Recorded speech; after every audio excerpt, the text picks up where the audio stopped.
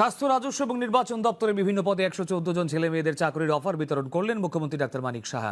আজ রাজধানী প্রজ্ঞা ভবনে এক অনুষ্ঠানের মধ্য দিয়ে এই অফার বিতরণ করে তিনি বলেন, রাজ্যে বিজেপি আইপিএফটি সরকার প্রতিষ্ঠিত হওয়ার পর থেকেই যোগ্যতার নিরিখে স্বচ্ছতা বজায় রেখে চাকরি প্রদান করা হচ্ছে। অথচ একটা সময় রাজনীতির রং দেখে ছেলে মেয়েদের মধ্যে অফার বন্টন করা হতো, এতে করে অনেক যোগ্যরা বঞ্চিত থাকত। মুখ্যমন্ত্রী বলেন, এখন পর্যন্ত রাজ্যে 20,845 জন নিয়মিত পদে চাকরি প্রদান করা হয়েছে। এছাড়া কন্ট্রাকচুয়াল এবং আউটসোর্সিং এর মাধ্যমেও কর্মসংস্থান হয়েছে। অনুষ্ঠানে উপস্থিত ছিলেন রাজ্য স্বাস্থ্য, রাজস্ব, নির্বাচন সহ বিভিন্ন দপ্তরের আধিকারিকরা।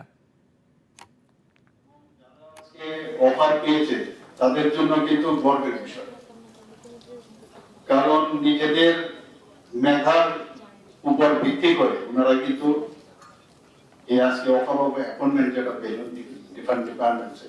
তো আগে আমরা দেখতাম যে চ্যানেল লাগিয়ে সেটা করা হতো, স্বচ্ছতার সাথে কিন্তু আজকে ওনারা সেই অফার অফ অ্যাপয়েন্টমেন্ট লেটারটা পেয়েছেন। আজকে যেসব টেকনোলজি আছে সেই টেকনোলজির উপর আমি বারবার বলবো, যার কাছে যত বেশি টেকনোলজি এবং টেকনিক্যাল নো হাউ থাকবে, যত বেশি জ্ঞানে তার উৎকর্ষতা বাড়বে, তত বেশি কিন্তু আপনার মানুষও আপনার কাছে যাবে।